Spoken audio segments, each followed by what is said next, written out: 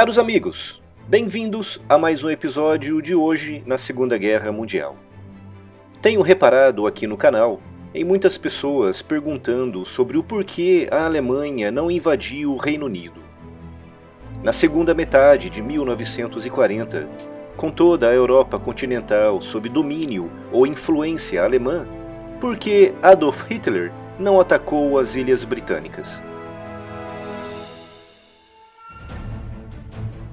Em junho de 1940, a Alemanha influenciava ou dominava diretamente toda a Europa continental. Os franceses estavam derrotados e os britânicos tinham sido escorraçados para o outro lado do Canal da Mancha. Apesar do exército britânico ter conseguido evacuar quase 200 mil soldados das praias de Dunkerque durante a Batalha da França, grande parte dos seus equipamentos pesados ficaram para trás.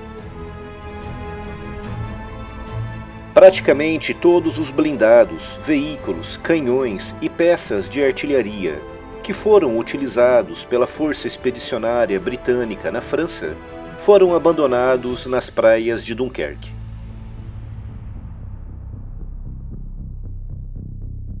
No final de junho de 1940, o exército britânico tinha menos de 300 mil soldados profissionais com experiência de combate e pouquíssimo equipamento pesado. Quase 1 milhão de militares estavam sendo treinados, mas só estariam preparados para o combate dali a vários meses. E novos blindados e canhões só começariam a substituir os que foram perdidos na França muitos meses depois. Já os alemães tinham, nessa mesma época, quase 2 milhões de soldados vitoriosos, experientes e muito bem armados. Então, com a balança pendendo tanto para o lado alemão, por que Hitler não aproveitou para invadir o Reino Unido? Ao contrário do que muitas pessoas podem pensar, desembarcar soldados numa praia em território inimigo não é mesmo nada fácil. O esforço logístico para transportar dezenas de milhares de soldados por mar e desembarcá-los numa costa defendida pelo inimigo é das operações mais complexas e perigosas na guerra moderna. A tarefa de desembarque não se resume apenas a meter um punhado de soldados em alguns barcos, juntar algumas munições e comida, encostar os barcos na costa inimiga e desembarcá-los. A primeira grande dificuldade é garantir que a travessia seja feita de forma segura, e para isso, o exército invasor precisa ter duas coisas: a supremacia aérea e a supremacia naval sobre a área a ser invadida. A segunda grande dificuldade é garantir que as tropas desembarcadas tenham suprimentos necessários para continuar combatendo com eficiência. Na Segunda Guerra Mundial, cada soldado alemão precisava, em média, de cerca de 1 tonelada de suprimentos por dia para continuar lutando. Munições para os canhões e blindados, veículos, combustível, peças de reposição para os veículos e para as armas, remédios, comida, água, medicamentos. Todos os dias, em média, cada soldado alemão combatendo no campo de batalha precisava de 1 tonelada de suprimentos. Ou seja, um exército de 100 mil soldados precisava de pelo menos 100 mil toneladas de suprimentos todos os dias para que pudesse lutar com eficiência. Pouca gente no mundo faz realmente ideia do que é empacotar e enviar diariamente por mar 100 mil toneladas de suprimentos. A maioria deles altamente inflamáveis, perigosos e explosivos. É uma tarefa tão complexa que exige um exército por trás do exército que luta na frente de combate.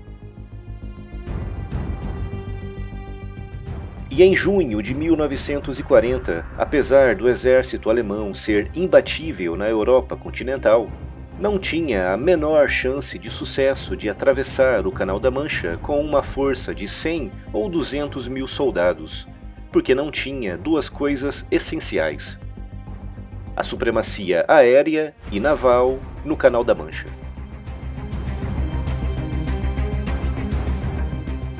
Graças ao poder combinado da Royal Air Force e da Royal Navy, o Canal da Mancha, que na região de Pas-de-Calais tem apenas 30 quilômetros de extensão, transformou-se numa barreira intransponível até mesmo para a impressionante máquina de guerra alemã. Uma coisa é certa: se Hitler realmente quisesse e se estivesse mesmo empenhado, muito provavelmente conseguiria desembarcar dezenas de milhares de soldados alemães na costa sul britânica. Mas lembrem-se do que eu disse: transportar por mar e desembarcar soldados na costa inimiga é apenas uma parte de uma operação logística incrivelmente complexa, que obriga a que o exército invasor tenha superioridade aérea e naval sobre vastas extensões de mar durante todo o tempo que durar a operação.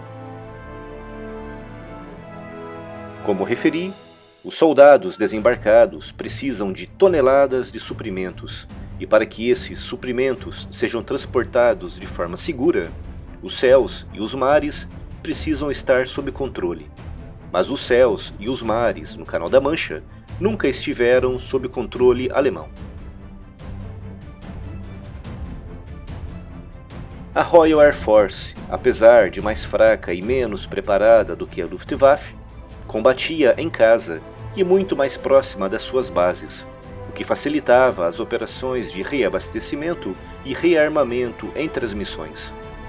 E a Royal Navy era, simplesmente, a maior marinha de guerra da Europa, maior do que as marinhas de guerra da Alemanha, da França e da Itália juntas.